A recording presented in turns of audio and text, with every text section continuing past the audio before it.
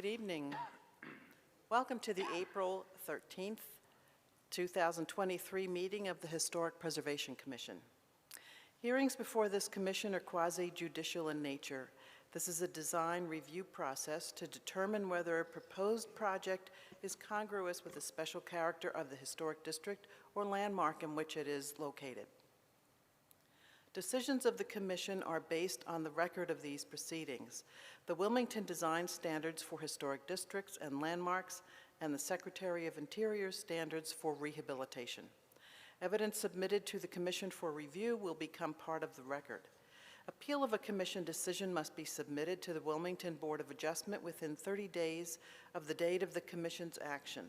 Further appeal must be submitted to Superior Court. Evidence pertaining to an agenda item must be presented during the evidentiary portion of that item. Individuals who wish to address the Commission will be sworn in as witnesses to present material and substantial evidence. The Chair will recognize each witness who wishes to address the Commission during the evidentiary portion. In order to ensure the witness's evidence is properly recorded, each individual should come to the podium and clearly state their name and address before addressing the Commission. As a brief reminder, members of the Commission are appointed by and serve at the pleasure of City Council. Our charge is with respect to the protection and preservation of properties located within the city's designated historic districts. The Commission is held to the requirements of the Wilmington Design Standards for Historic Districts and Landmarks, as well as the applicable North Carolina state law. We are to determine whether exterior changes to a building are congruous with the special character of the city's historic districts. It is important that the Commission deliberate the merits of each request in a manner that provides a record for the basis of our decisions. Please remember that our deliberation should be centered on how a project meets the Wilmington Design Standards and whether the changes are congruous. Commissioners, if you have received or been made aware of any information outside this evidentiary hearing related to any agenda item before the Commission, please recuse yourself from that agenda item. Before the meeting begins, please ensure that all cell phones are in silent mode or turned off. I would like to introduce the city staff who will be assisting us this evening. Ms. Melissa Huffman, Assistant City Attorney, Ms. Linda Painter, Planning Director, Ms. Jessica Baldwin, Historic Preservation Planner, Ms. Megan Basic, Associate Planner, Ms. Amy Bradshaw, Planning Coordinator. In the administrative portion of the meeting, I am Kathleen Egan, the Commission Chair, and my fellow commissioners will now introduce themselves. Stephen Sulkey. Ross Tomaselli. Wilson. Christopher Yermel. Ron Wilson. Allison Watts. Thank you. We will now swear in those present who wish to present evidence related to an agenda item. If I could please have all staff, members of the public who wish to speak, and applicants, please stand up and raise your right hand. Do you swear that the testimony you're about to give is the truth, the whole truth, and nothing but the truth? I do. Thank you. Thank you. We've received, each of us received a copy of the draft minutes from our last meeting. If you have any suggested edits or corrections, could you please bring them to our attention now? I do. Okay. In which case, I move to accept the minutes as presented. Second. All in favor? Aye. Aye. Thank you. We will now move on to the evidentiary portion of the meeting, and we will begin with the first agenda item, which is old business.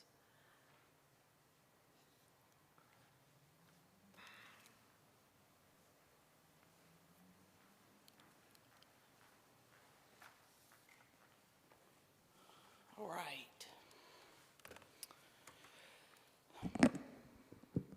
The applicant proposes to approve the after-the-fact installation of a standing seam metal roof. 19 South 6th Street, known as the Agostini House, was built circa 1855, and the gable bays were added circa 1910. The house is a one-story, 5-bay wide, gabled dwelling with projecting cross bays on the north and south. The 3-bay wide central porch features round Tuscan columns with a simple picket balustrade and a wide off-center brick entry stairs. The projecting gable ends feature diamond-cut shingles with half-circle vents. The house was moved to this location in 1898 from the corner of Dock and South 6th Streets. The subject property is located on the east side of South 6th between Dock and Market Streets. The subject property is a contributing resource in the Historic District residential. Revisions to all facades of the building and the site are subject to design review within this district. The applicant seeks for after-the-fact approval of the removal of the flat panel of a tin shingle roof and the installation of a new striated standing seam metal roof. The current roof installed is a 40-year light stone ribbed 29-gauge metal roof. Staff notes that no new vents or changes to the roof line have been made and the chimney remains. Staff also we met with the applicant came forward in January, and we, as the commission, decided to let her do some additional research and have a conversation with some structural engineers and things like that about possibilities. So she's here tonight to review those. So staff would like to enter tonight's report in its entirety to the proceedings. Thank you. Are there any questions for staff? Okay, thank you. All right, we will now give the applicant an opportunity to provide additional evidence or answer questions. Just please give us your name and address for the minutes. I am Beverly Femia, and my address is 347 Sandpiper Place in Hampstead, and I'm here on behalf of Rachel McSherry, who owns 19 South 6th, and I will read what I've prepared that will keep me on track.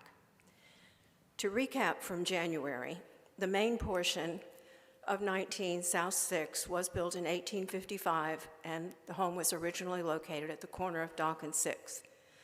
Sometime before 1905, the home was moved to its current location on 6th, and additions were added.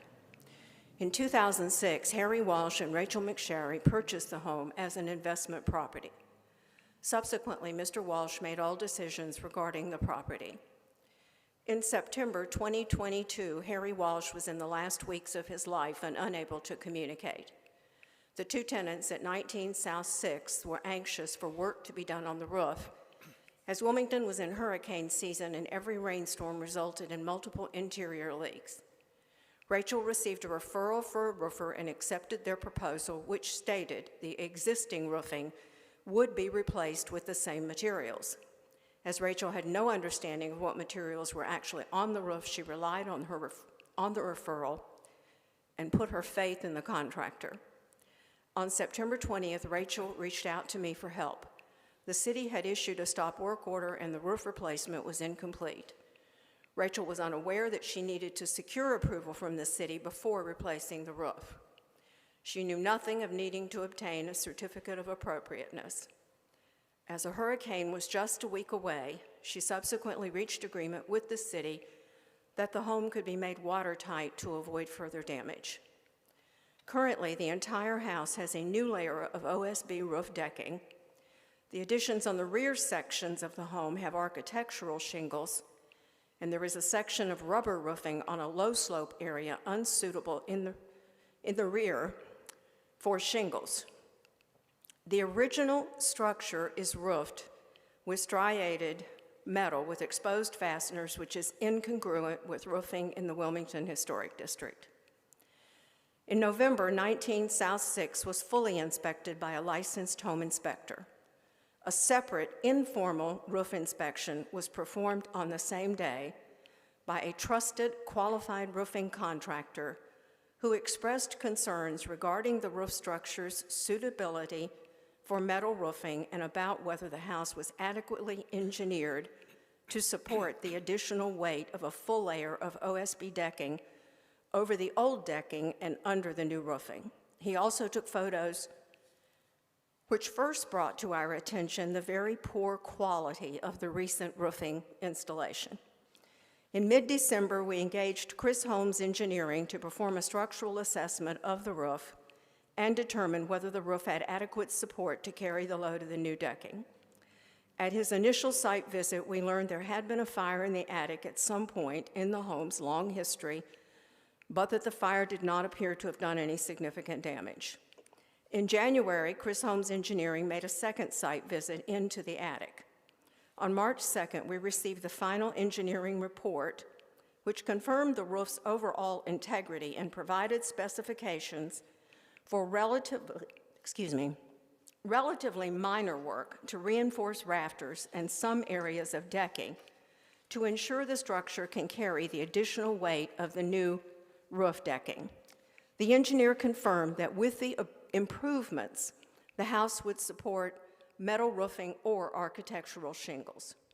Subsequently, I forwarded the engineer's report to my roof contractor/inspector from November, who acknowledged that the structural issues were addressed, but based on concerns regarding the roof's suitability for metal roofing, decided to pass on providing an estimate for the re-roofing. He explained that he had concerns about involving himself and his metal roofing supplier in an installation he believes would result in a dissatisfied client and possible roof failure. In March, 3 other reputable roofing firms inspected the roof in advance of providing estimates. 2 of the firms are registered in the Wilmington Historic Foundation's Preservation Resources Network. All 3 firms provided negative reviews of the existing roof installation, and 2 firms expressed the same concern that the roof is not well suited for a metal roof installation. The engineer's specification for improvements in the attic will ensure adequate support for the roof, but will not correct existing deflection in the roof rafters of this very old home, which in simple terms means the roof deck is not flat. Even with the new layer of roof decking, the roof has areas which are not flat. For an optimal installation, a standing seam metal roof requires a flat roof deck. A roofing specialist in the Preservation Resources Network suggested that irregular rafters are not an unusual situation for a home which has experienced the particular stresses involved in moving a home from its original foundation to a new location. Enclosed in the package I've provided Jessica Baldwin is a photo of the original roof decking, which clearly shows the roof's irregular surface. The new solid roof decking is helpful in those areas where rafters have dipped, but in areas where rafters are raised, the standing seam metal roofing could fail at connection points. Aesthetically, the roof will be subject to oil canning, which is a wavy distortion that affects cold rolled metal products. Typically, the rippling, waviness, or buckling is especially seen in the broad areas of a metal roof. Both roofers who are part of the Preservation Resources Network expressed their professional opinion that a shingled roof would produce a better outcome on the home. Ultimately, one chose not to provide an estimate. The other has provided a letter recommending a shingled roof and warning that a metal roof would show severe oil canning, which would devalue the roof and the house.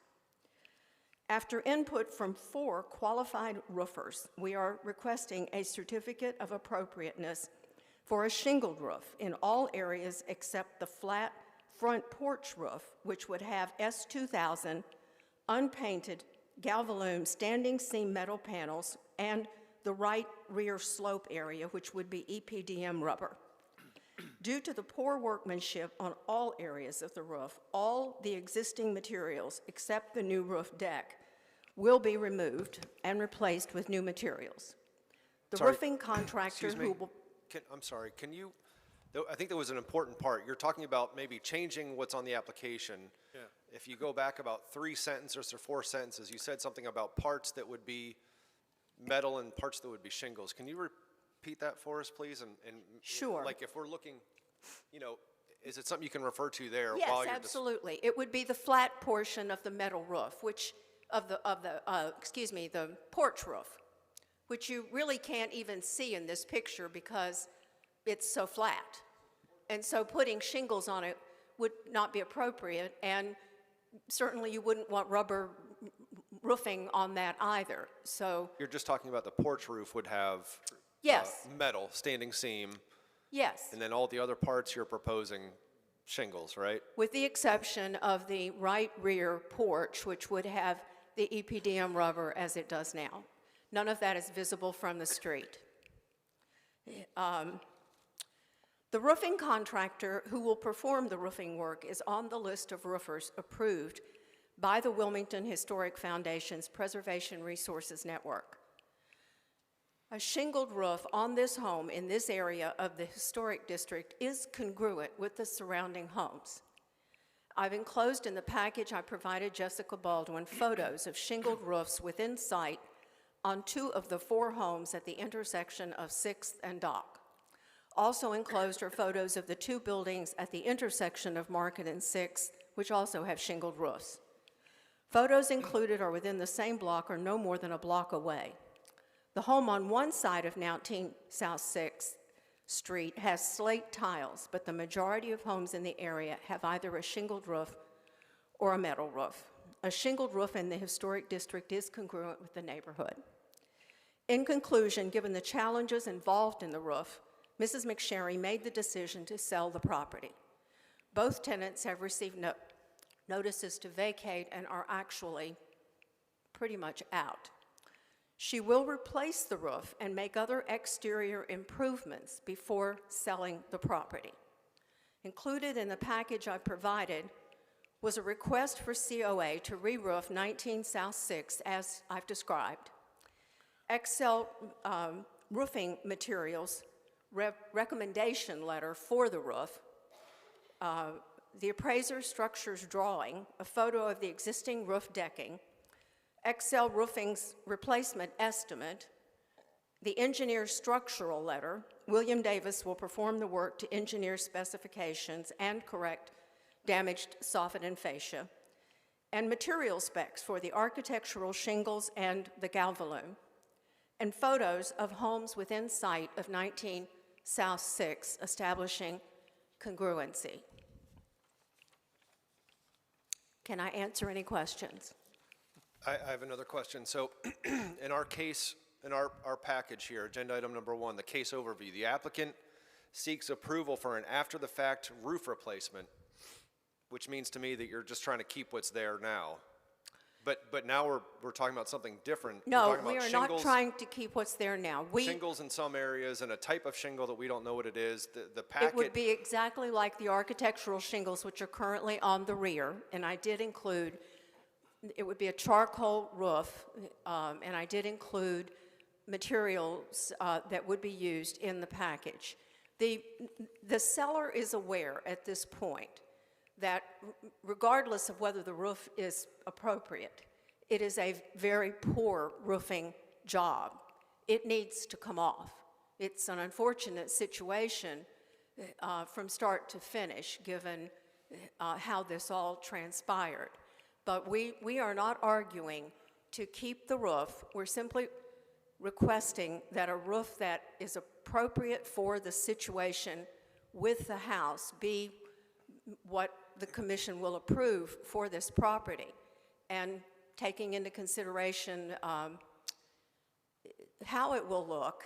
You know, the house will present better with a roofing material that is suitable for this roof. And I did include in the package a picture of the original roof decking over which the new material was installed. You know, that will present a flat surface in those areas where you have dips in the roof decking. It will not solve the problem of areas where you have slight raises.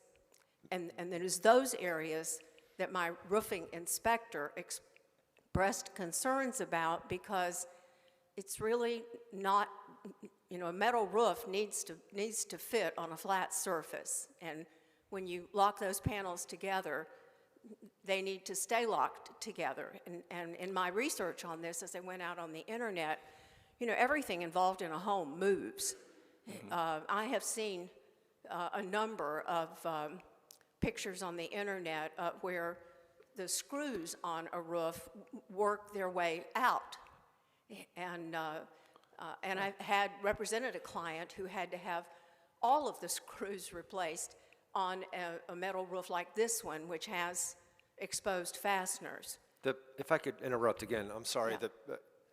I didn't complete my thought. The package you keep referring to, we don't have. Yeah, Jessica Chris, has that. it was handed to me after you all received your packages, so that's why you guys don't have it. I think our intention here was that this gets approved with the condition that staff can approve a asphalt shingle roof on this house with a metal porch. If that's not how the commission wants to do that, I have the package with me. I didn't make copies, but I'd be happy to let y'all view it and help interpret that decision. But yeah, that's why you don't have the package that she's speaking of. Okay, so we're talking about ducks, not chickens. We got it. So here's the thing, what I want to know. The porch will be a flat, non-striated, standing seam metal roof. All the rest will be architectural shingles. Yes. Is that correct? Except a Except portion of the in- rear porch. Correct. Okay, that portion of the rear porch. Just Okay. want to be sure we're, And all the accurate. striated metal is going to be removed from the house? Yes. Okay. Even the shingles that were installed on the rear are going to be removed from the house because they too are badly installed. Yeah. It's a nightmare. Nah, I have eyes, I can see. I know. Okay. Was your contractor a licensed contractor, do you know, the roofer that did the work originally? I don't know. Okay. Rachel is not, it was it was a dreadful time. Harry was dying. She had no experience with anything involved with the properties, and she just, as I said, put her faith in the contractor, and it turned out to be misplaced. The one positive that comes out of that experience, as far as money not lost, is the new roof decking. That material will remain when the metal and the architectural shingles on the rear are removed. And as I want to make sure, again, this work will be performed by a roofer who is on the Historic Foundation's Preservation Network list. Thank you.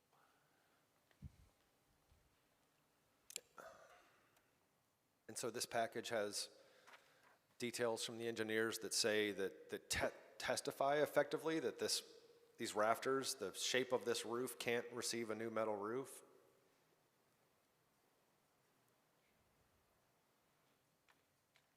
The engineer does not address that. It is not an engineering issue. It's a cosmetic issue. It's an old house, and the roof is not flat.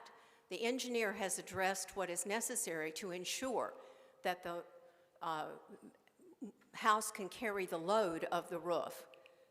Most likely, this should have, there was no need to do it until the new roof decking was added. It was impossible to install a roof over the old roof decking, so I understand that the new roof decking was necessary, but one thing will lead to another, and that meant that we needed to be sure that that the house could carry the load. And it is relatively minor work that will be performed in the attic to part of it, a new knee wall, some supports on rafters, but I have been told by roofers that it would cost twice what the new roof would cost to correct the roof decking. And it wouldn't make sense. It's not a structural issue. It's a cosmetic issue. Thank you. You're welcome. We will now open the evidentiary portion to members of the public. Then we will close the evidentiary portion and go to commissioner deliberation. Okay, I would say from what she is saying, not what's in the packet, our original packet, first of all, this was never a standing seam roof. These were metal shingles. So probably doing an architectural shingle is more appropriate to what was on the roof because I don't think you can, buying metal shingles would be rather difficult. I mean, to me, that would look better, and removing, obviously, all the striated stuff and putting a standard flat standing seam on the porch. I mean, that sounds like a much better plan to me. Anyone else? Could I have a motion?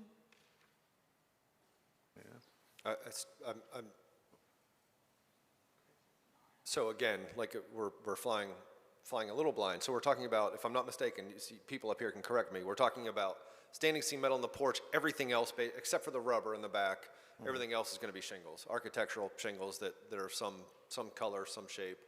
And then Jessica's going to work with them on what those shingles will be. Okay.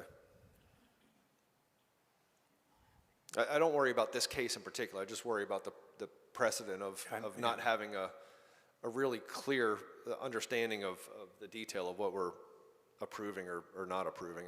That's the only part that really concerns me here.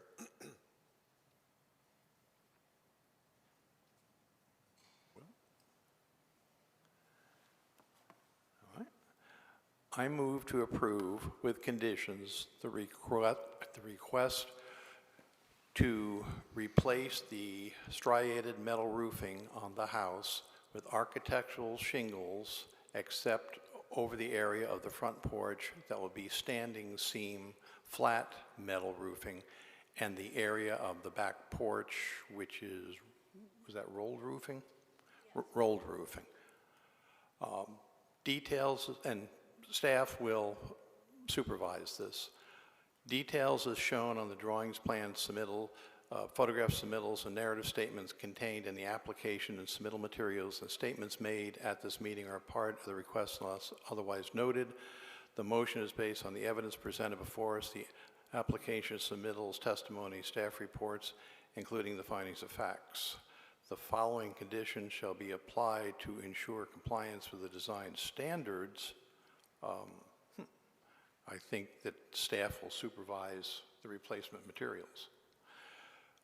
The proposed request with conditions does comply with the Wilmington Design Standards for historic districts and landmark, is compatible with the materials, features, design, context, and character of the historic buildings and historic district in which it is located, and is congruous with the site, streetscape, and historic aspects of historic residential, district residential as a whole. All applicable design standards apply. A second? Second. All in favor? Aye. Aye. Any opposed? Nay. The motion has passed. Can I say one thing? I just hope that we're not, gonna be- Ms. Wilson? I hope that we're not going to be sitting here in a few months with this house sold and this roof still here. That will not happen.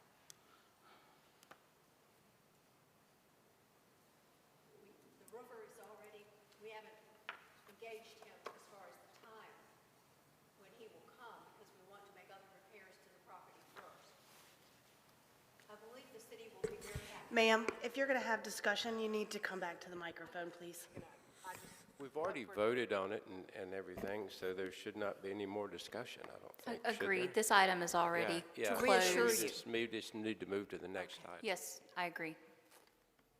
All right, the next item on the agenda is under new business, and it's 117 South 2nd and new infill commercial construction. I'm going to recuse myself from this item.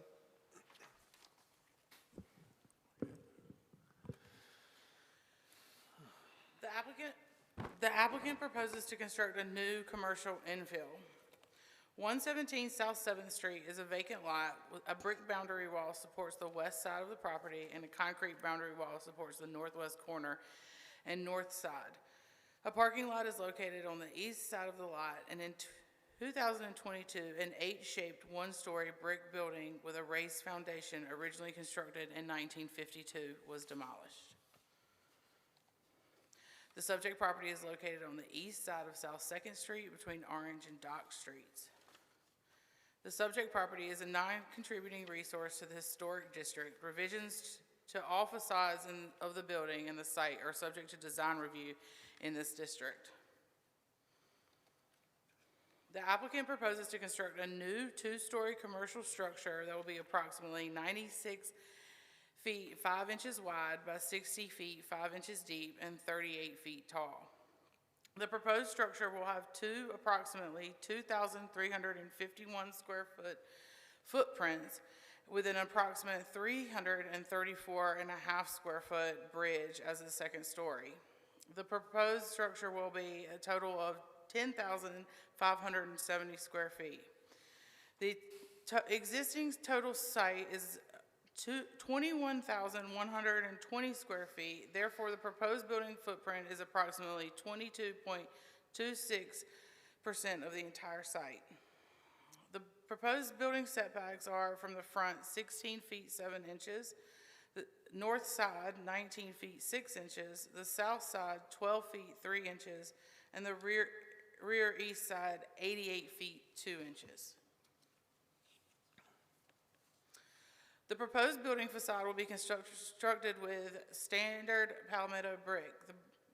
The brick walls will be painted Benjamin Moore Chantilly lace, and the trim will be painted Benjamin Moore pewter. All proposed doors will be Jeld-Wen Smooth Pro fiberglass doors in bronze, both solid and full light. The proposed building's hipped roof will be a metal roofing system, standing seam metal and charcoal with a 3/12 pitch. All proposed storefront systems will be Jeld-Wen Smooth Pro fiberglass patio storefront window systems in bronze. All remaining proposed windows will be Jeld-Wen Premium Atlantic vinyl single hung and bronze finished with natural concrete finish sills. The proposed balustrades and railings along the first floor will be Supremium aluminum 9S standard top rail and vertical rail system in dark bronze, and the second story railings will be frameless tampered glass systems with talons and top metal caps and brushed stainless steel. The proposed front west facade features a central entry with a cast-in-place concrete and pavers in charcoal and pewter to match the painted retaining wall. The entry will have a galvanized steel double swing gate painted flat black. Staff would like to note that the opening in the retaining wall is existing. There will not be a new opening made. The portions of the retaining wall will be modified as a step design seen here. The retaining wall will be painted Benjamin Moore pewter to match the trim. The applicant proposes the following landscape designs. The rear portion of the lot will have 14 parking spaces and be layered with crushed slate gravel. The northwestern corner of the property will feature a waterfall fountain, and 8 trees are proposed for the site. All proposed plants meet design standard recommendations for appropriate landscaping. The surrounding contributing commercial properties on the 100 block of South 2nd Street range in scale from 1 to 2 stories tall and feature flat parapet roofs. Many of the residential properties surrounding the subject lot feature hipped roofs. Staff notes that the building does not give a false historic appearance and is a product of its time. The massing scale and proportions of the proposed construction are consistent with the surrounding central business district, the historic district, and the historic district residential. Proposed paint colors, windows, and doors are all compatible with the surrounding buildings from 101 through 105 South 2nd Street and 108 South 2nd Street. Staff would like to enter tonight's report in its entirety to tonight's proceedings. Thank you. Any questions for staff? Yeah, I have one question. What is the maximum building height there? 55 feet? What is the code? You guys decide that. Okay, 50 stories. I mean, no, this has to be, I mean, what's the building code for that? I don't know the land development code that well, but HPC determines height of buildings in the historic district residential, and commercial overlay, and Carolina Heights overlay. I'm just wondering why they didn't go for another story, that's all. Oh, you have to ask the applicant that. Okay. Glad he didn't, you know, so. That's it? Okay. Okay, we will now give the applicant an opportunity to provide additional evidence or answer any questions. Just state your name and address for the minutes. Thank you, Madam Chair, Commissioners. My name is Bruce Bowman. I'm with the firm Bowman Murray Hemingway Architects at 514 Market Street, and I'm representing the Arrive Hotel group as agent. Let me first start with thank you for your consideration in removing the building that was here. Previously, it was in terrible shape, swamped with the hurricane, as you've heard others, and so we really needed a fresh start. And that fresh start gave us the opportunity to really improve some of the things that I think were dramatically wrong with the scale of the previous structure, built, I guess, in the 50s. And so, Amy, I know you've got, or Jessica, I just introduced a couple of photos. The packet is pretty well documented, so I won't revisit all that. I just picked 4 houses as you start at this site and head south on South 2nd Street. This, of course, beautifully, simply rectangular massed structure, prominent front porch, overhangs. Go to the next one, please. And then just around the corner a bit, you know, really great. You know, I love the simplicity of these buildings. They're relatively simple in detail, stucco, and just really the orientation of the windows and the way the punched openings are done and the scaling, it's just really beautiful. One more, please. And then a little further down the block, you've got a couple of beautiful stucco, quasi-mission style buildings here. So this is the sort of the vein, maybe show the last image there. This is sort of the vein, our point of departure. And, you know, it's a really important site. And I do not mean to understate the importance of where this property sits right on the sort of rip line of historic district residential and the commercial, you know, more utility structure kind of buildings. And so what we decided to do was to, and we have a special use permit for this at 14 rooms and a manager suite. And we are maintaining that special use permit, so there was really no getting more, you know, development rights in height or others, so we're just trying to fit in the box, but we wanted to do it better than it was before as the preschool, and that was really to keep the footprint similar toward the street front, reinforce that edge, make it a little smaller, because it was terribly close to the house to the south, just feet away, like 1.5 feet. The masonry wall at this McLean Alley is very imposing to drive. In fact, it's dangerous as you drive out with pedestrians going by, so we're widening that and opening it up to a little plaza. And then, more importantly, we sort of split the building into 2 halves and bridged them together right where there's an opening and steps up the retaining wall. And the point of that was to try to get the width to height proportions of these 2 building halves to be consistent, really more with the residential direction headed south than the large masonry buildings headed north. And it's been a nice project. You can see in this one image the steeple of First Presbyterian coming up, but as the 2 halves sort of separate, that's a very prominent feature in the you know, for passerbys from walking down the sidewalk. So we worked very hard to try to bring a positive change to this environment and one that's not overstuffed. And so we ask for your approval tonight. There are maybe a couple of notable things. One is the house immediately to the south has a historic masonry and ballast stone retaining wall that is failing, and it's that sort of land is sort of pushing on our old building wall, and so we're going to work with the neighbors such that they can repair that retaining wall, which is on their side of the property, prior to building this. And we are, the building currently technically is still in a state of demolition because we've only taken the above ground elements down, and there's a lot of subterranean things that need to be removed.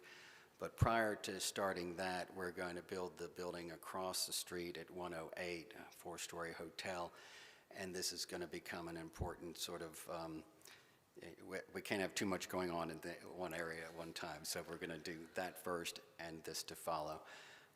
So it will be not coming out immediately, but in sequence after other activities. So I feel like the rest of it is captured in your report, so I won't, bother you with repeating all that. But I'm here to answer any questions. I'm just kind of surprised because I was expecting a monolith on this side of the street, just like 108, one big, large building. I think you showed a lot of restraint here. Yeah, well, that was actually designed by a California architect that I adopted sort of midstream. This is all our product, and I have to say it's a little refreshing that because there's a special use permit that we're sort of backing into, if you will, because we're replacing it. It was maybe an underutilized land area before, but the thing about the Arrive complex, just off the screen left, it's a courtyard sort of cloister environment, little surprises, special places and things. And we're really working more with that theme than we were with the side on the Central Business District. And, I think it's, I think the Historic District has lots of, unique vistas and special gardens and special places, Right. and we tried to, incorporate that. Bruce, I just wanted to say congratulations and compliments on this. I think it's very well done. It's crisp and fresh and still blends with the neighborhood. Well, actually, you're creating a new neighborhood there with what you're doing. But I think it's really nice. I only have one concern from your 3D is when you go from the brick wall next door on the north end, and it looks very massive compared to your shorter wall there. Is that actually kind of how it is? I know you don't have any control with that I wall. almost pinched and zoomed. I know it doesn't work that way. Okay. I'm not sure it's quite as exaggerated as it, because you're right. As I see that wall top out, it's almost as high as the porch roof in perspective. And I feel like that's not accurate. So good catch, Commissioner Wilson. We don't intend to make the existing wall taller on the south end. We're going to start at that height of what you see out there right now. Right, okay. And then we're going to sort of step it down as we get to the plaza. And I'd also like your choice of colors too. Yeah, so Thank you, sir. good look. I agree, it's a nice transition from commercial to residential. And, I'm sure you know, it's been kind of a contested thing. Hopefully, I'm here to try to take some of the, stress out of this, or the controversy. It's been going on for years, but I think it's a good replacement. And Yes. they already lost over $1 million in that old building, and there was just no point in reinvesting in that and getting a limited remaining life if we could, invest it in a more appropriate fashion. Thank you. We'll open the evidentiary portion to members of the public, if anyone would like to come up and speak. Chair, if I may, I just wanted to answer a question that was posed previously. The maximum height in the HD district is 55 feet. It is 55. Thank you. I thought so. Okay.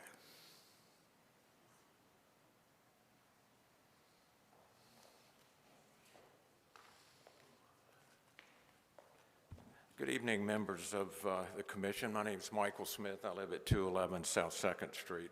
I live just a half a block from this project. I have to start by saying that I think the owner and the design team did a very good job in the infill of this space. I think it's a very compatible design. The height, I'm pleased that as a nearby neighbor, that it's not overpowering that side of the block. I do have some questions that I hope you will explore during your discussion. The architect may come up and answer some of them, but I'd like to have a little more information. I do have a letter from the property owner at 121 South 2nd, so I could maybe turn that over to.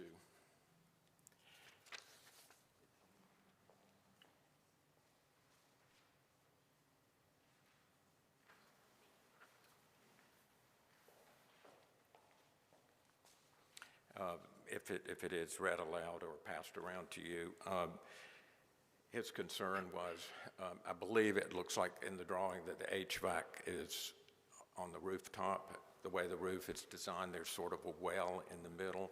And though I see some angular design, I'm not sure.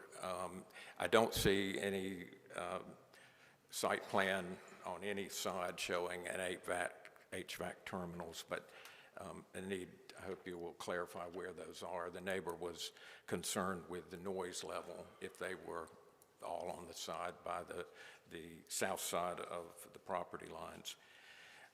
Also, it appears in all the renderings that the two buildings will match in height. And yet, again, the way the whole wall gains in scale and mass as it heads north along 2nd Street. In one of the drawings, it shows a 28-foot height, and then the other one is a 38-foot height. And I wonder if that's just absorbed in lowering. Again, I would hope that you would explore and get verification that these two are the same height, and it is all relative to the terrain of the ground that these structures will be built upon. There seems to be no mention of the windows and the space that border the alley. In this first rendering that's actually visible there, you see almost like a second driveway. It's not, because the grass comes over, but it's clearly a public space, and you see all those windows. And though the drawings show internal space, manager space, everything, this is not addressed. And is that public congregating space? What is that space going to be used for? And what is that setback from the alley? It appears there's some vegetation separating that, but is that just, how far will that run? Will there be a clear designation between that space and the alley? I would hope that you would explore that with in your discussion or with the architect.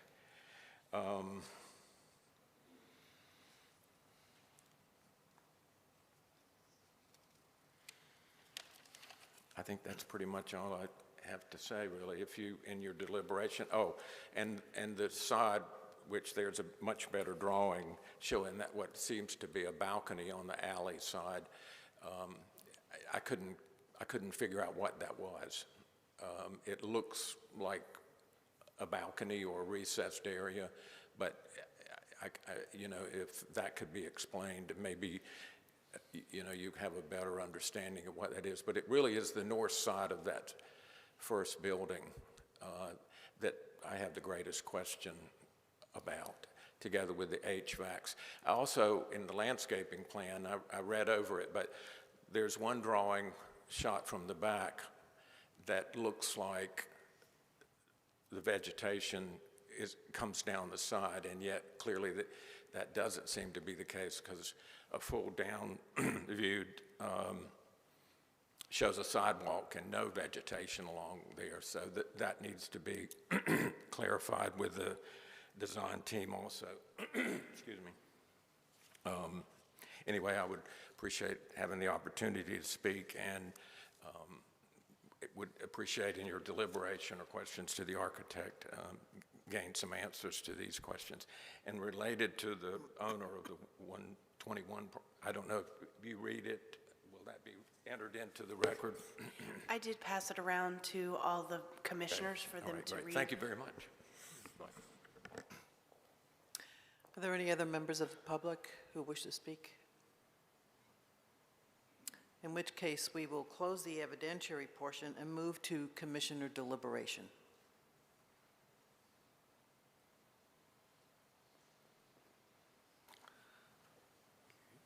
Questions, comments?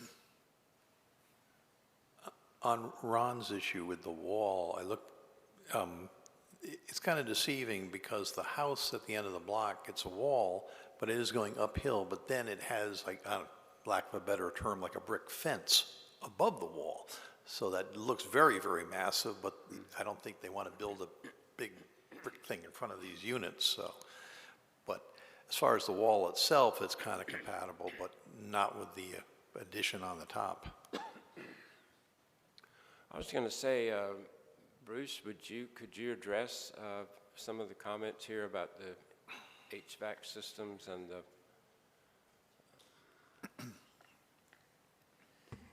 Yes, Commissioner Wilson, I'll be happy to, and I'll try to keep it brief. On some of the points, I would start with the wall here and say that the front elevation, we've got a street elevation that's sort of a straight-on view, would be a more correct representation. There's one that actually goes the whole sort of city block, would be a better representation of where the height of that wall falls than the rendering. As far as the mechanical systems, we're using a centralized mechanical system. It is going to be on the roof, in the middle of the roof. So these roofs slope up and then they go down in the middle. There's about a 4-foot high differential there. And we can even recess that sort of ceiling a bit more to make it as much as necessary so that the roof mechanical units won't be projecting above visibly the roof line.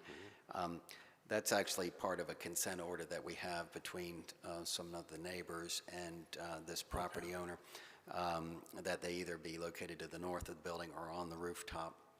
And as far as the balcony, you can see it in the upper drawing just a little bit to the left of page.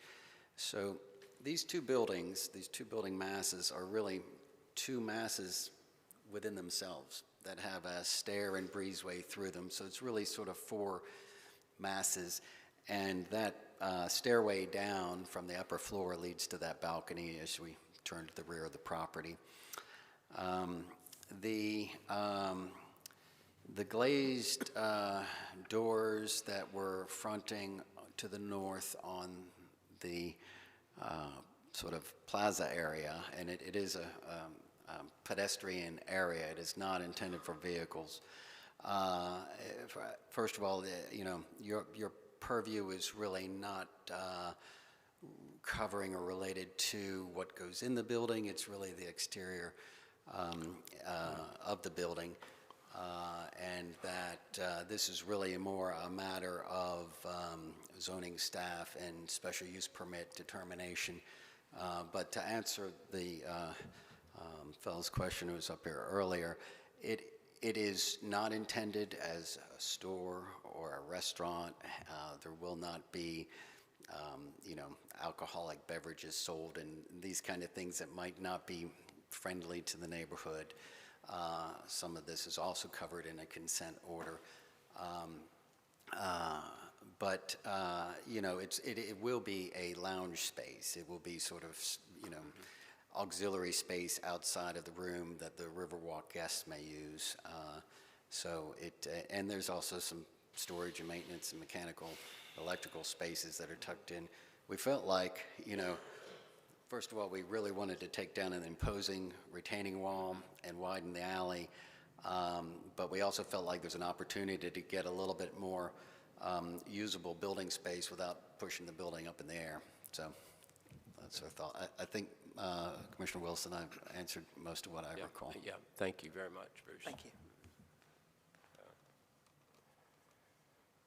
If deliberation is complete, then can we have a motion? I move to approve the request to construct a new commercial infill project. Details is shown on the drawings, plans, photographs, submittals, and narrative statement contained in the application and supplemental materials and statements made at this meeting are part of this request unless otherwise noted. The proposed request will comply with design standards for historic districts and landmarks, is compatible with materials, features, design, context, and character of the historic building and the historic district in which it is located. It is congruous with the site, streetscape, historic aspects, and historic district residential as a whole. Applicable design standards 1.6, Secretary of the Interior Standards, 2.1 landscaping, 2.2 public right-of-way, 2.3 fences and walls, 2.4 walkways, driveways, and off-street parking, 2.8 lighting, 2.9 archaeology, 2.10 underground facility, 3.1 roofs, 3.2 window and doors, 3.3 masonry stone, 3.6 porches and entrances, 3.8 exterior color, 3.9 utilities and energy, 3.10 health and safety code requirements, 5.2 new commercial construction. If we have a second, please. Second? All in favor? Aye. Any opposed? Motion carries. We move to the next item of new business, which is 221 South Fifth.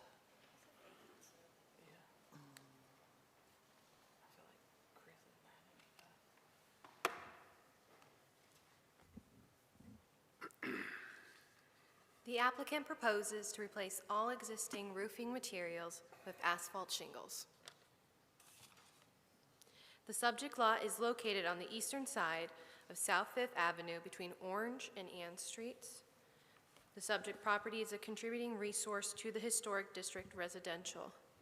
Revisions to all facades of a building and the site are subject to design review in this district. 221 South Fifth Avenue was built in 1895 and is a two-story Queen Anne house with East Lake-style details. The hipped roof dwelling features a gable-roofed, three-sided projecting bay and clapboard siding. The front facade features a one-story, half-width porch supported by turned columns. The porch has an elaborate spindlework frieze and scrolling support brackets. This facade also features a half-lit, two-paneled entry door with a transom and a circular colored glass window located to the east of the entry door. The gable end of the projecting bay has a peaked tripartite vent and pendants at the eaves. The south side facade has a square projecting bay with narrow 1/1 sash windows on both stories. A second-story half-width porch on the rear is supported by simple square columns and is covered by the main body's hip roof. A half-width first-story porch has been attached and has a gable roof with simple square columns. The first-story rear windows feature a 6/6 light pattern. The remaining windows on all facades are 2/2 sash windows, and all the windows and entry doors feature architrave-style surrounds. The applicant proposes to remove the main body of the dwelling's standing seam metal roof, the front and rear porches' asphalt shingle roofs, and the rear mechanical room's rolled roof. They would install on all roofs CertainTeed Landmark Pro asphalt shingles in the color MaxDef Colonial Slate.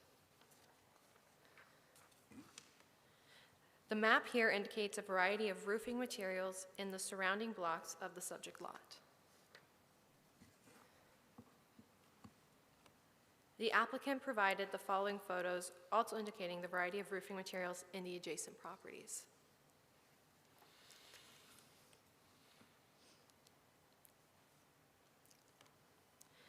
The roof is a character-defining feature. The texture, depth, and form are physical elements that contribute to its defining features. Design standards note the diversity and variety of Wilmington's roofs. Technological advancements have allowed for other roof materials beyond the original wood shingle, such as standing seam metal, polychrome slate, and clay tiles. Staff would like to enter its report in its entirety into the record of tonight's proceedings at this time. Thank you. Any questions for staff?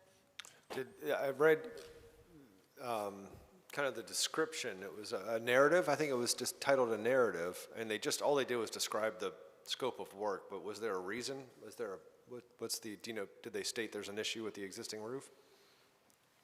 You would have to ask them the reasoning for why they're replacing it.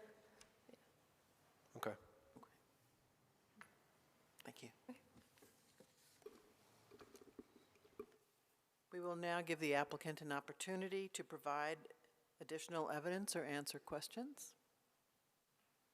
Just come and tell us your name and address so we can get it into the minutes.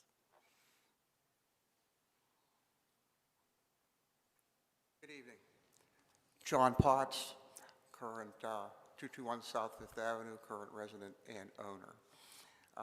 The state of the condition of the roof, the existing conditions, is the metal roof, probably maybe the original roof. It has deteriorated to the point that it is no longer able to restore it. At some point in time, Hydrostop was put on and has been subsequently patched as time went on. And all that does now is create more leaks in my attic, which sits down to my second floor. I'm requesting a change to shingles, given the fact that there are shingles in the front porch roof, shingles in the back, and roll roofing on my mechanical room. There are 11 houses on that street. 8 of them have shingle roofs as is now. And I'm requesting to replace the metal roof with shingle roof architectural squares. And the reason for not replacing with metal? Well, the main reason is financial. It's going to cost me about $28,000 to replace just the main roof. If I replace the front and back, it's going to cost me another $8,000. Now, I can get a roof that's compatible with the rest of the neighborhood, and with the money I save, I can use that to replace all my soffit and fascia, which because of the roofing, little leaks in the roof, has deteriorated over time. I can also use the rest of that money to paint the entire house, which is going to be a vast improvement to what it is now.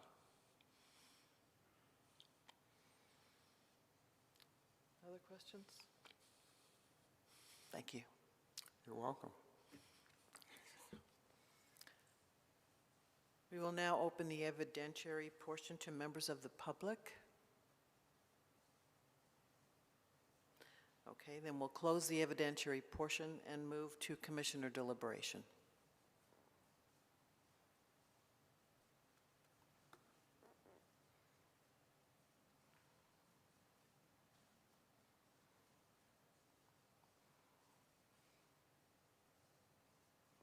No comments?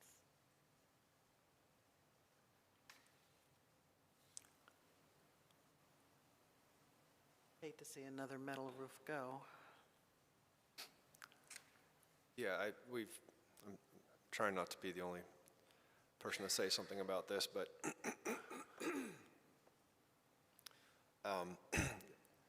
I guess first of all, it'd be nice to see more information about the state of the roof. I guess you had a roofer go up and look and ensure that that another coating, a coating can be done, not Hydrostop, but there are other products. Another coating could be done for less than the price of a shingle roof. Well, Hydrostop is probably about the best product. I had Forrest and Foley come out, Chobani and Bailey come out, and I think it's also noted that I was a general contractor in Northern Virginia Class A for 35 years. I did a lot of the work on houses like this in Georgetown and in Old Town Alexandria. I'm very familiar with these roofs and the general condition of the house. That's why I bought the house. I wanted to restore it, which I'm doing now. They looked at it and we all agree. It has deteriorated to the point of no return. There's no fixing this. I've been up on that roof myself a number of times. patching it in also with other people. The more you walk on this, the worse it gets. I now have in my attic a series of pans that catch the water and fans that have evaporated. It's great in the summer because there's a lot of heat there and it just evaporates. But all the work that I have done in the inside of the house is now in jeopardy because of the leaking roof.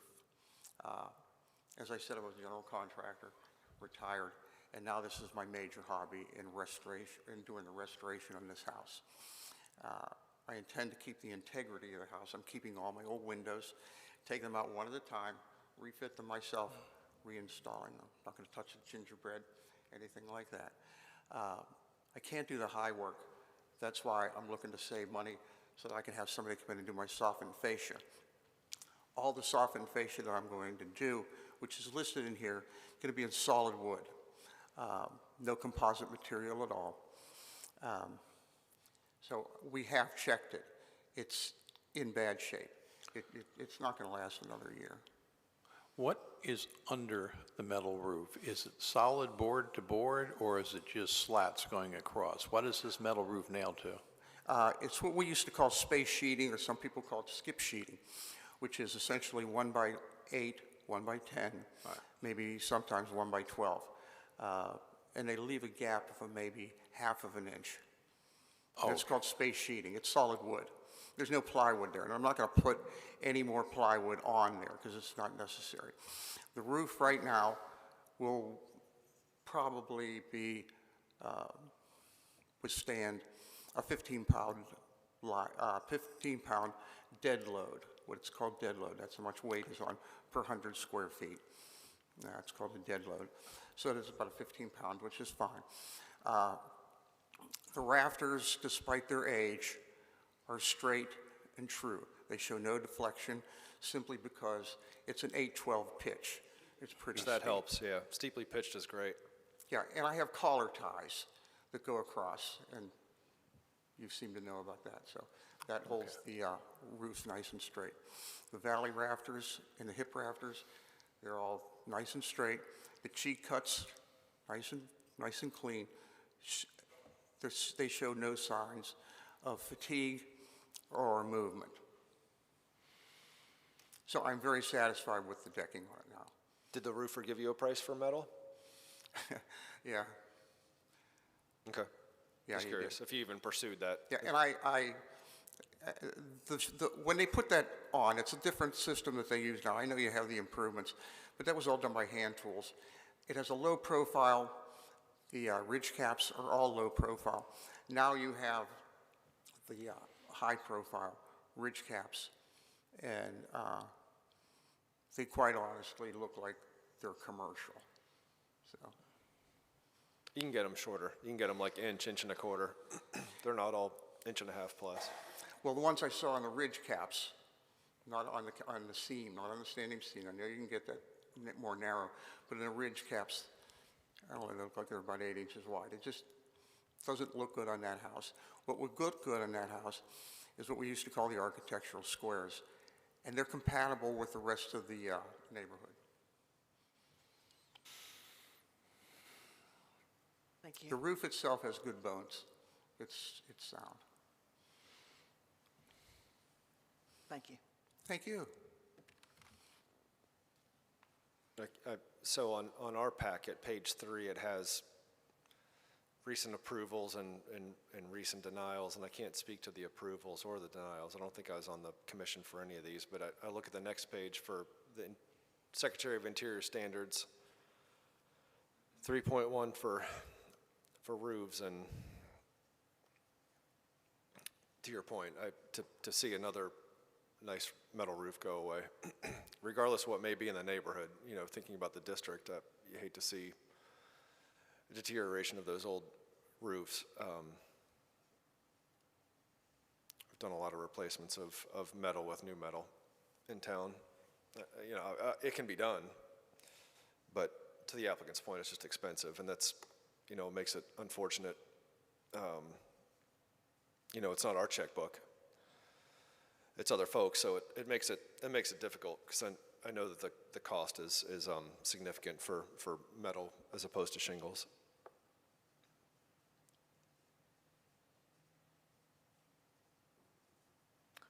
right, I guess we need a motion then.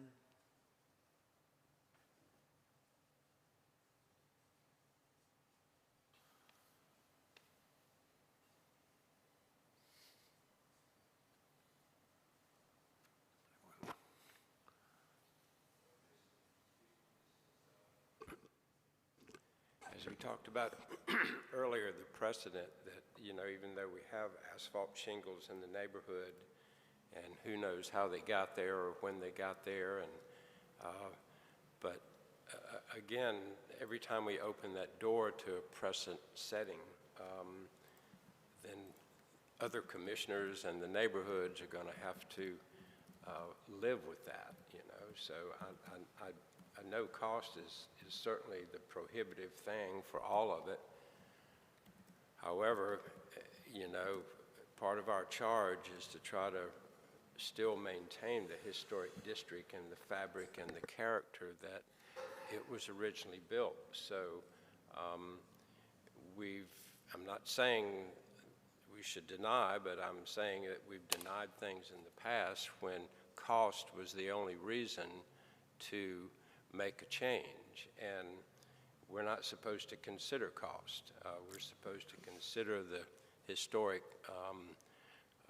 building that we're trying to deal with and the exterior materials that are associated with that. So I'm like Christopher, and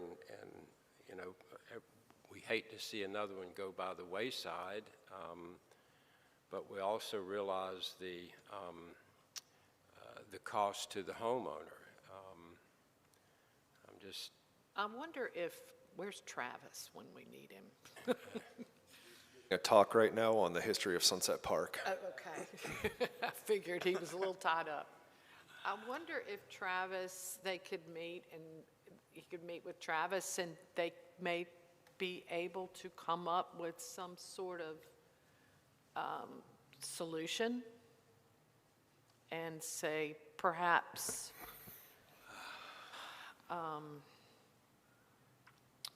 postpone. So you're suggesting continuing the matter for them to be able to get in touch with Travis Gilbert from the Historic Wilmington Foundation? Yes. There may possibly be funds available. I'm not sure how that works with every case that comes before us. I know he's brought it up in the past. And I know that he's very interested in working with owners. Well, that's entirely in the commission's purview. So if you would like to do that, I think we would just need a motion. Yeah, I wasn't thinking about that. The only I think reason we would continue is to be able to maintain the integrity of the metal on this roof. And we talked a minute ago about the integrity of the district as a whole, and I have concerns about the integrity of the district with things like this. We already keep chipping away. There's some issues on Castle Street that you worry about some of the deterioration of the district resources on Castle Street, and you hate to see it keep happening in the heart of the district as well.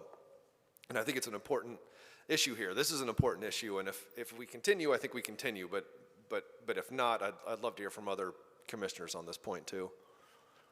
I would like to continue it to give the owner an opportunity to talk to Travis and see if there isn't any way to save this roof or to And not to have to. explore some other coatings. Like Chris said, there are some things out there that, Yeah, I don't think Hydrostop is the best. No. It is not. How does the owner feel about that? I'm sorry. Oh, that's all right, yeah. Could you please repeat the question? So we're considering continuing this to give you an opportunity to talk to Travis Gilbert of the Historic Wilmington Foundation to see if there are any possible solutions that he might help you with other than the somewhat drastic option of just tearing the whole thing off. And so would you be amenable to letting us continue it to next month to give you an opportunity to see if there's any options at all available to you to save this roof? As far as keeping the same roof, is that what you're suggesting? I think they do replacement with new metal. I'd also like to see, I know Flores and Foley as a company myself. I think they're really good at what they do, but to see some kind of but there are no pictures, we don't see any, like, I assume that the metal is thinning out. It's not cracks or punctures or seams that are coming apart. It's the thinning of the metal. No, it's the metal itself, as I had stated before. You walk on Things that. rusting you through. Crunch. It's anywhere from, depending upon, you have said that this is 1895. I think it's the original roof. There's no saving this. I've seen this before. You can't save it. Understood. And it goes back to finances too. To do all the roofs, it's going to cost me $38,000. And that's a lot of money to me. And I could have that better spent on restoring the rest of the house. I'm restoring the house from the inside out. That's what I do. And I do a good job at it. So, What is the cost for the shingle roof? $8,500. $8,500. $8,500. So, that's pretty drastic difference. I think what the commission is suggesting is that you talk with Mr. Gilbert of the possibility of replacing the metal roof with a new metal roof and not with an asphalt shingle roof. So I think that's maybe what we're suggesting. Okay, so as of right now, you're denying the asphalt shingle roof now, correct? I don't have a real good pulse on the commission. I'm not sure what everyone else stands on it. I think some of us are opposed to it. Okay, I'll talk to your gentleman. Taking the option of, like, the chance of the vote and denial, maybe there's an opportunity in a month from now, come back and see if there's a grant available or something like that through the Historic Wilmington Foundation. Okay, To help with the cost of it. maybe they'll help me pay for it. If they can, okay, that's fine, I'll try that. And you'll provide me with the name of this gentleman? Thank you. Okay, then we would need a motion to continue this to next month. I move to continue until the next meeting on May 11th. 11th. Second? Second. All in favor? Aye. All opposed? Motion carries. And for the record, we don't have a number, but it's the Historic Wilmington Foundation. They normally have a representative here, and whenever things like this have come up before us, that representative that's here with the Historic Wilmington Foundation has met with applicants to see about other sources of funds for replacing metal with metal. And Jessica and the staff have his information as well. I'm sorry, Chairperson Egan, who seconded that motion? I did. Okay, thank you. Then we will move on to the next item on the agenda, which is 512 South 4th Street.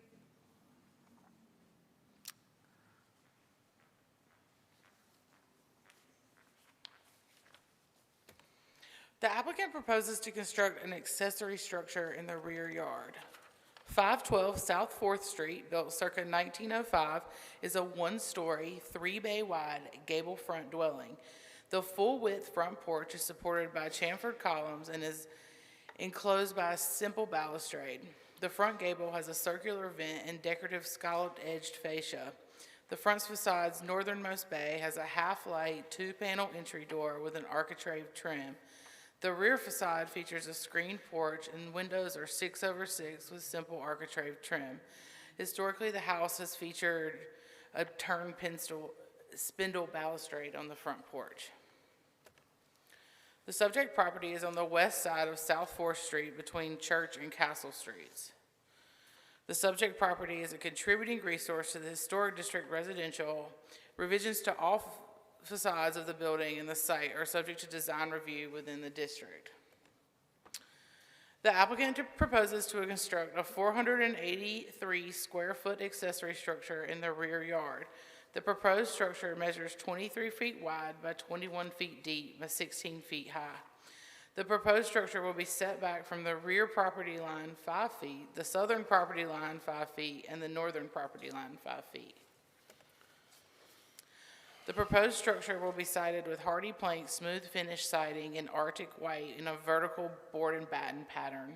All windows will be Anderson 400 series picture windows, and all doors will be Anderson 400 series French wood hinged patio doors.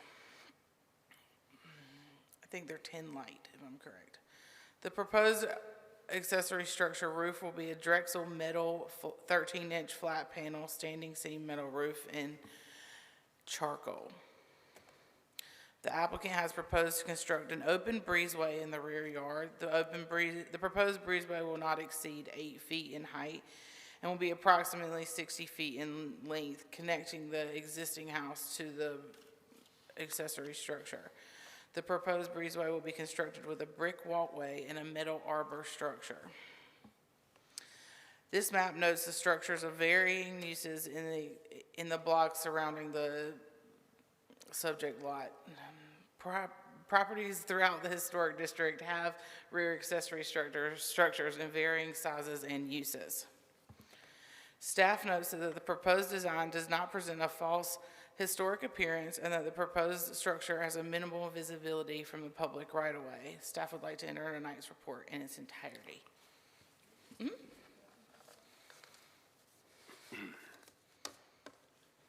As staff, has this structure had a COA in the past? The house itself? It would be in the report if there was one. I don't have the report in front of me, so I'm not totally sure. I was just wondering how the fence came about in the front. If it's not in the report, then I can go back to I'll look at the desk, but offhand, I don't know the answer to that. All right, thank you.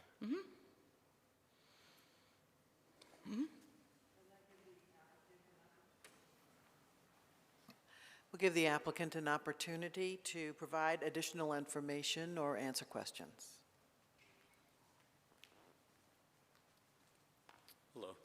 My name is William Bauer. I'm the homeowner of 512 South 4th Street. We've only owned the home for 3 years, so I know there was, the house was renovated prior to that, so there was probably COAs for that. So. Looks like the last one was 2017. But anyways. Okay. Yeah. So the fence and all was existing when we bought the house. Okay. Anyone have questions for the applicant? Yes, I do. You know, you have a cute little bungalow here that you purchased, and it's a pretty little thing, and it has kind of a simple shape and a simple structure, and then your addition in the back is much more contemporary. You've got a shed roof on it and a flat roof that, in my thought, don't really seem to fit with your existing house. Now, it's not that it has to look like the house, but in my opinion, it seems a little extreme for the small lot, the closeness of the neighbors, and how did the shed roof develop? It just seems like it's a little out of place to me. Well, I guess, you know, I was working with the staff, and originally I was going to try to do something more historic with, but it, you know, I guess the idea was really for it to kind of, you know, disappear in the backyard and not compete with the historic nature of the house, and to keep the roof line as low as possible. So it really wasn't interfering with the neighbors, because with the hip roof and stuff, it was going to be much taller. I'm sorry, just, I could find it, but what is the roof material that's proposed for that? Oh, it was a metal seam roof I'm proposing on it. And the existing house is asphalt shingles? It is, yeah, it is, yes. What, do we have a photograph or anything of the rear of the existing home? Where the breezeway will... It's in here. Is there any way you can bring it up on the screen, if that's not too difficult? Actually, it was 2018 was the last COA for that property, not 2017. So this is a prefabbed building? No, it will not be. It'll be built. I mean, it's like a kit or? No, my firm I work for an architectural firm, so we'll actually, So you designed this? correct, yes. Okay. Can't tell an architect did this, put this together? Now, will you be able to see this from the street, from the picture next door? It doesn't look like this is even going to be visible, is it? It probably will not be. I mean, my house is set pretty close to the property line. On the one side, I think it's only 3 feet, and then on this side, we actually, where this picture's from, we have a shared driveway with our neighbor, which is really tight as well. It might only be 10 feet at the most, the driveway. Yeah, that's why I seem to have a little concern about the shed roof because of the closeness of the neighborhood, and it seems like just the little bit we can see from the photographs that I don't see any other shed roofs that are kind of within the building just looks very contemporary to me, and I know that was probably your idea going into it, and it looks very nice. I'm just not sure that it fits within that rear yard. But You know, I mean, originally, I had another design that I was working with, and I do have to say it was more substantial, and I think it had more of an impact on my neighbors if I would have stayed with that architectural approach. It was more in common with the house, the original house. And, you know, I just felt that behind me, there's a large structure that has a pitched roof. It's not completely flat, but it's pretty close to flat. So I was trying to get to something similar.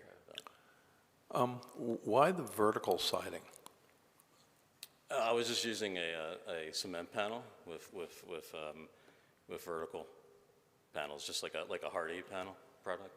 Okay. Don't you think maybe a clapboard would at least tie into the house a little better and not be quite as contemporary? No, I mean, I'd be fine with that approach. To me, it's the combination of the vertical siding and the roof. This thing looks like up in the California hills. I mean, I would be fine with a lap siding, though. I mean, that would tie it to the house. I mean, that should be more cost effective. I think the roof that you've gone with here is considerate of the neighbors, what you're saying, how it lowers it from kind of having a pitch on all sides. I think that's nice. And I think the contrast is kind of interesting. I don't know, I understand you're trying to tie it in with the existing house, but I think making it different is an interesting approach too, just so it's clearly something that you've done recently and it's kind of like evolving the property. So I kind of like that approach. And I know the large oak tree, you kind of wrote about that, preserving that. I think that was a nice intentional decision to kind of keep those nice old trees and work around that to get this in the back. Thank you.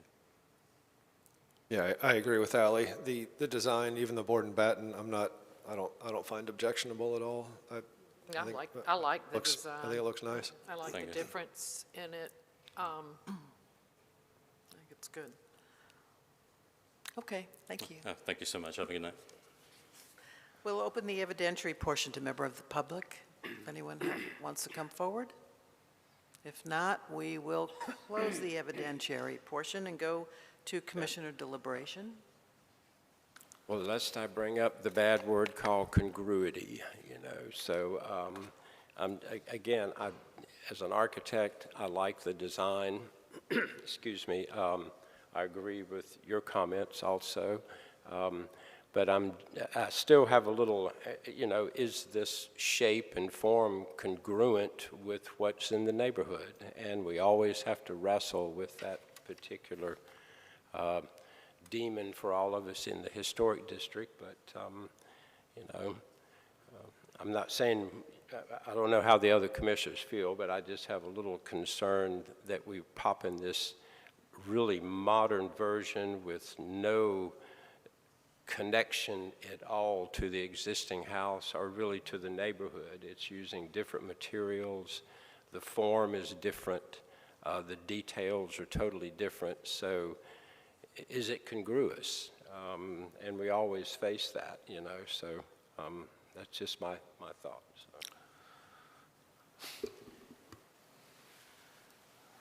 If this thing, I'm just curious, Ron, if the posts in the back were dimensioned to be the same as the front porch posts on the existing home, and, because maybe they are right now, I can't really tell. I didn't see a detail that showed the dimension of the posts in the back, but if it was that and a, What are those, 4x6s or something?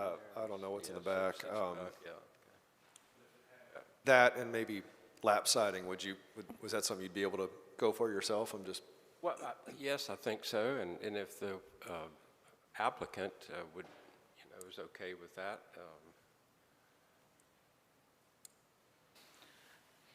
I agree. I think that would bring it a little bit closer to the existing building, but I also like that lower profile so that it really doesn't overwhelm the neighbors' buildings. There are examples of vertical board and batten in the district as well, just so y'all are aware, yeah. There's one on South Fourth, to be specific. Just down the street. Yeah, I still hear about that one. Okay, then can we have a Didn't mean motion? we got it right on that one, so.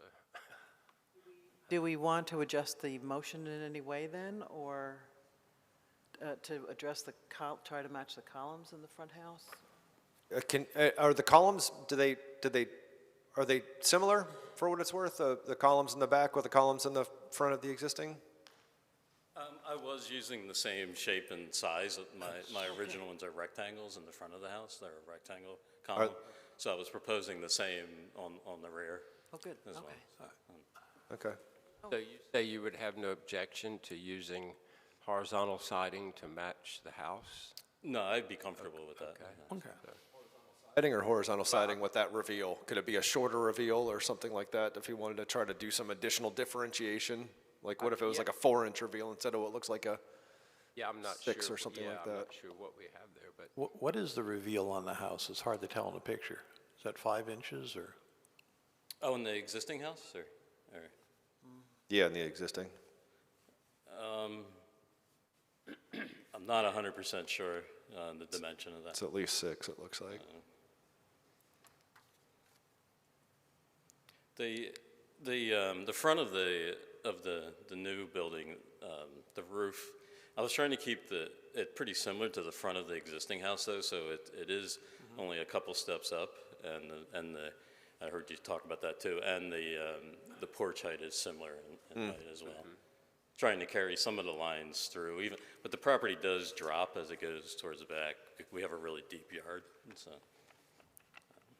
Yeah, for me personally, whether it's lap siding of any reveal or board and batten, I would approve this either way. Thank you. Yeah, thank you. Ally, do you want to read the motion? Sure. I move to approve the request to construct an accessory structure in the rear yard. Details as shown on the drawing, plans, photographs, submittals, and narrative statement contained in the application and supplemental materials and statements made at this meeting are part of this request unless otherwise noted. This motion is based on the evidence presented before us, the application submittals, testimony, staff report, including the findings of fact. The following conditions will be applied to ensure compliance with the design standards, those set forth in the staff report 1 through 6. The proposed request with conditions does comply with the Wilmington design standards for historic districts and landmarks, is compatible with the materials, features, design, context, and character of the historic building and the historic district in which it is located, and is congruous with the site, streetscape, and historic aspects of the historic residential as a whole, all applicable design standards. We have a second? Second. All in favor? Aye. Aye. Opposed? No. You were no? No, opposed. Oh. Okay, then the motion carries. And then we move to the last item on the agenda, which is 21 Market Street storefront alterations.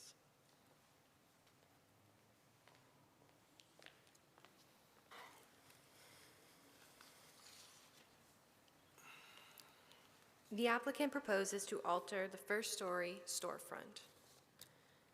The subject property is located on the north side of Market Street between North Water and North Front Streets. The subject property is a contributing resource to the Commercial Business District Historic District overlay. Only that is which can be seen from the public right-of-way, excluding alleys, is subject to design review. The Atlantic Paint and Varnish Building, built in 1910, is a 3-story tapestry brick building with a stylized pedimented parapet. The first story features a stucco wall surrounding 2 French-style 8-light doors, large picture windows on either side, and a semicircle awning above the entry. The second and third stories windows are paired together within one window opening and feature a 15/1 sash. The entire window opening is grouped with a projecting row-lock brick drip lintel. The stepped pedimented parapet features a stone cap and a central carved date stone. The flanking piers feature a carved stone detail with Greek key and stylized floral motif. Each story is articulated with a projecting brick header spandrel design. The applicant proposes to remove the existing stucco and aluminum storefront window system and install a new aluminum window system and enlarge window openings. The new window openings will match the windows above approved in October 2021. The remaining infill of the storefront will be hardy board painted, and the existing doors will remain. The applicant will also install an awning in the color of forest green. Staff would like to enter the report in its entirety in the record of tonight's proceedings at this time. Thank you. Are there any questions for staff? How did the current storefront get there? Do you have any idea on that? Let me double check. I mean, that looks fairly new to me, but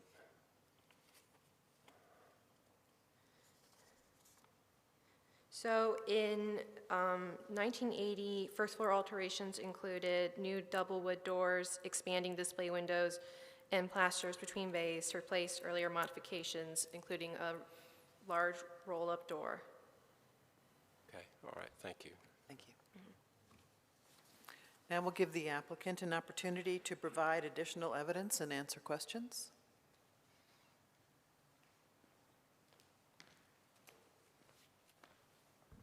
Good evening, everyone. My name is Matt Williard, 1242 Heron Run Drive. I'm the architect for this project.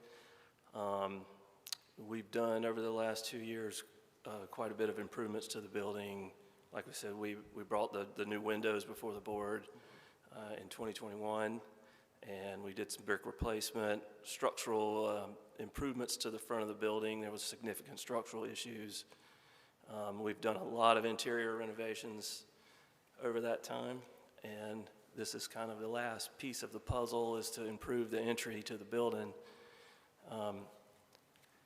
What you see with the stucco, that is an 8-inch concrete block that was infilled at one time, and it's just a stucco. Yeah. And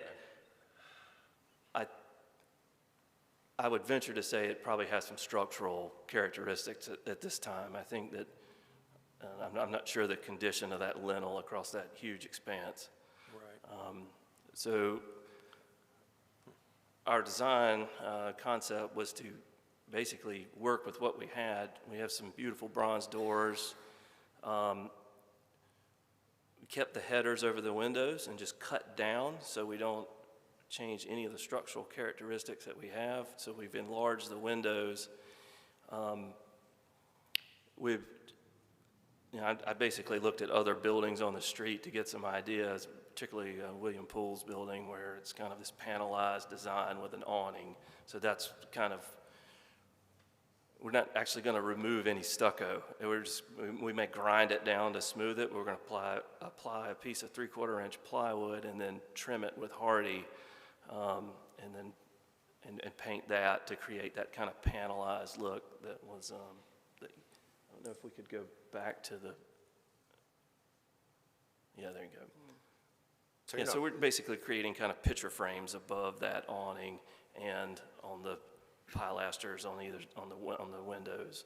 It's not proposing to tear anything out. You're just applying, The only thing we're tearing out is just making the windows a little taller by cutting down. We're using the same openings. And the windows will be the Sturgis aluminum windows to match the windows above, which were a green aluminum. It's very nice. Thank you. Any other questions or comments? so if you've got concrete block with stucco coating over that, that's there currently, because the hardy trim is an unusual application in an existing building, whether it's commercial or residential downtown instead of wood, but I think what you're doing is trying to take the fact that it's Longevity, concrete, well, that's why people want to use it, is for longevity, but you're taking these cement-based materials and adding it on top of the existing concrete and stucco that's already there effectively. And it's recessed into, I mean, there's probably about 3 or 4 inches between the face of the brick and the face of the stucco. So it is kind of pushed back a little bit. So. Well, the windows that you've illustrated there on the street level, they have 3 panes on the top tier there, and all the new windows, or the existing windows, have 3. So is there any, you've still done 5 across horizontally, but I was just trying to create more of a, I did that so that you could see more into the space and out. You give it a little differentiation between what's going on above. The windows above are operational. The windows at the ground, at the street level will be fixed. But we'll still have the same profiles of mullions as above. It's the exact same window system except fixed.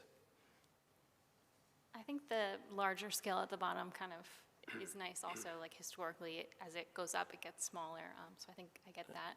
I understand Chris's concern about the hardy, but I feel like because it's a brick building, it wasn't ever wood, and we're kind of infilling, I think I'm okay with the hardy in that application. But yeah, I think it looks really nice. Thanks. Okay, thank you. All right, thank you. We'll open the evidentiary portion to members of the public, and we will close the evidentiary portion and move to commissioner deliberation. Yeah, I'm good with it. I think the 10/1 downstairs, if you did 15/1, that would look kind of strange for those windows, proportionate-wise. I think the bigger panes down low actually make for a much better streetscape when you step back and look at the building. Yeah. I have a question on the awning. The ones that are existing shown are all, is really the signage, you know, and they just, so is there going to be any signage proposed for this? Or, you know, there's like 6 or 7 signs on the existing building right there on that small. The only signage that we would like is to put a 21 over the front door. There would be no signage on the awning. Well, I just have a question. I mean, if an applicant does come in, can they do that? I mean, can we approve that within the signage of the, I mean, putting signage on the awning, like they have there where it says Century 21 Real Estate, Tattoo Piercing? So The current owner does not want any advertisement on the awning. Yeah. Yeah, That's right. Yeah. Just a simple 4-inch 21. Wouldn't the city have to bypass any signing anyway? Yeah, any sign would go through the zoning department and get a sign permit and then come to us to make sure that it meets those requirements. But that is done at a bypass level, yes. Okay. I mean, you've got to have the 21 somewhere else the fire department won't allow it to be I'm occupied. mad at you. Okay, then, could I have a motion?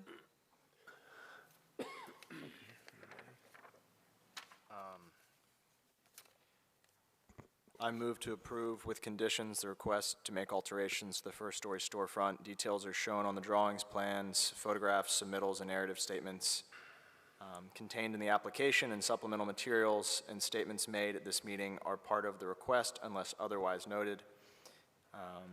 The proposed request with conditions does comply with the Wilmington Design Standards for Historic District and Landmarks, is compatible with the materials, features, design context, and character of the historic building in the historic district in which it is located, and is congruous with the site, streetscape, and historic aspects of the historic district residential as a whole.